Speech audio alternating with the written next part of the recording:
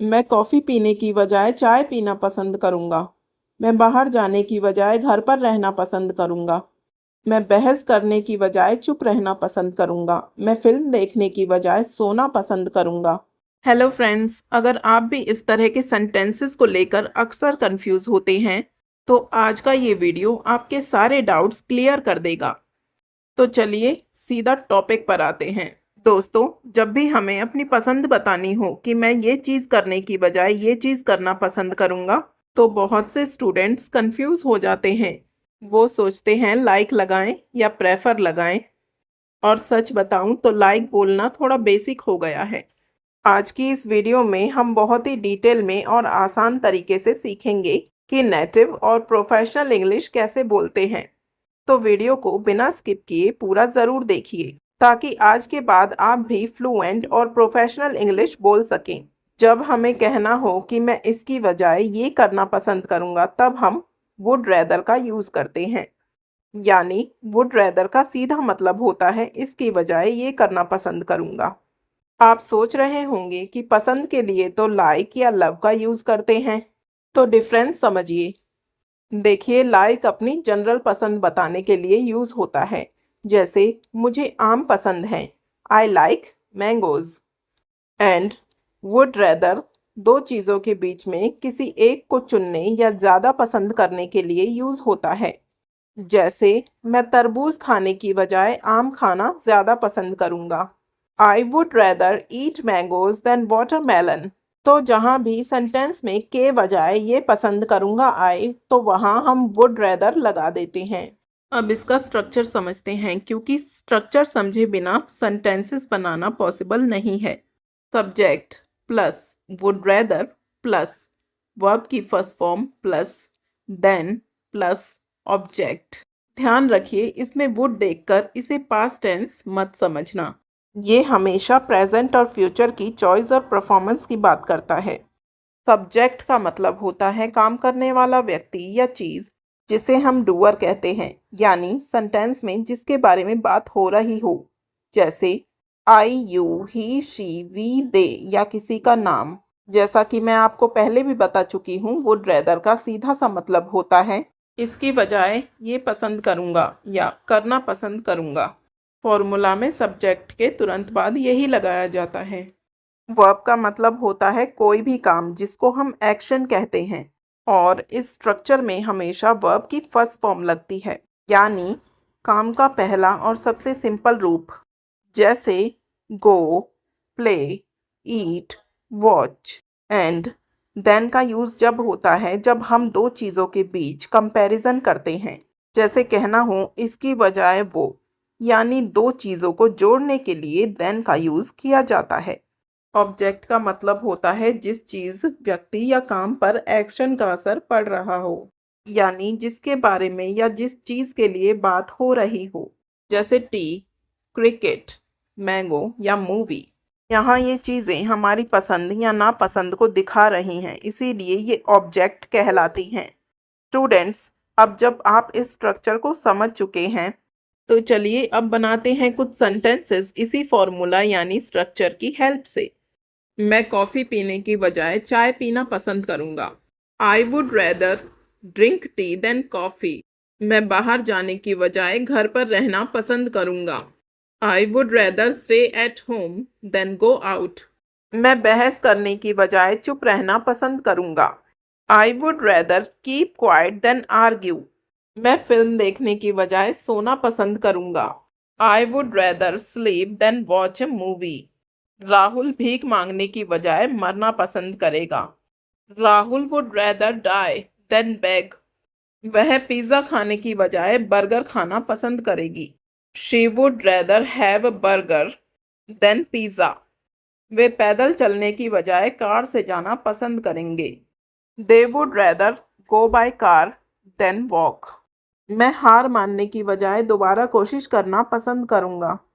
I would rather try again than give up. मैं TV देखने की बजाय किताब पढ़ना पसंद करूंगा।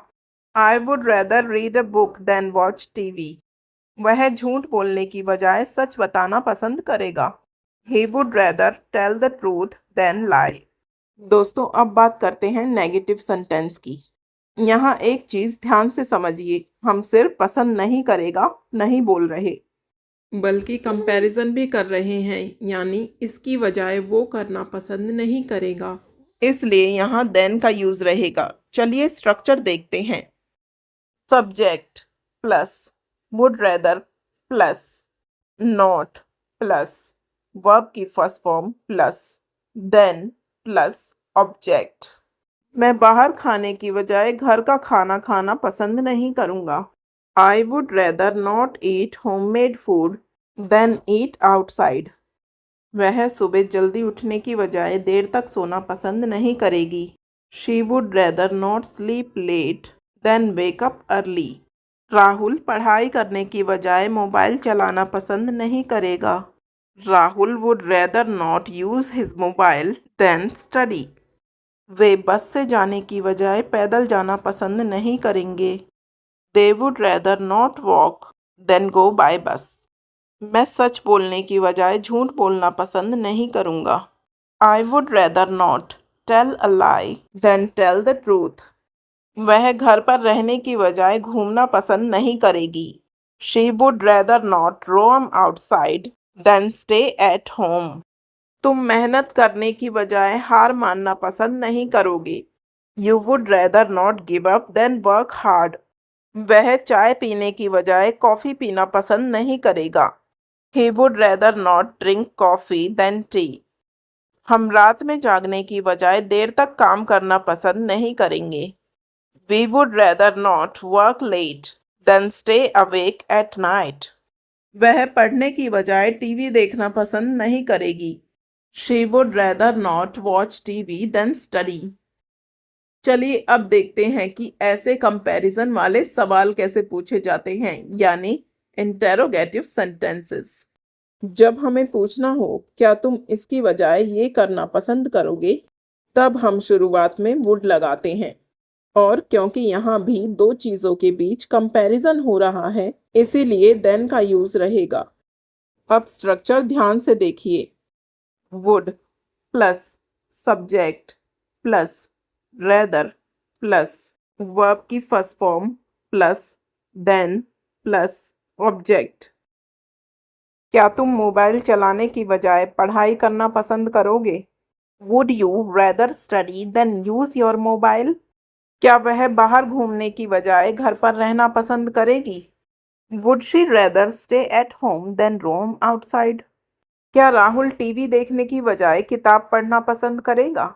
Would Rahul rather read a book than watch TV? क्या वे पैदल चलने की बजाय बाइक से जाना पसंद करेंगे? Would they rather go by bike than walk? क्या तुम झूठ बोलने की बजाय सच बताना पसंद करोगे? Would you rather tell the truth than lie? क्या वह देर रात जागने की बजाय जल्दी सोना पसंद करेगी? Would she rather sleep early than stay awake late at night?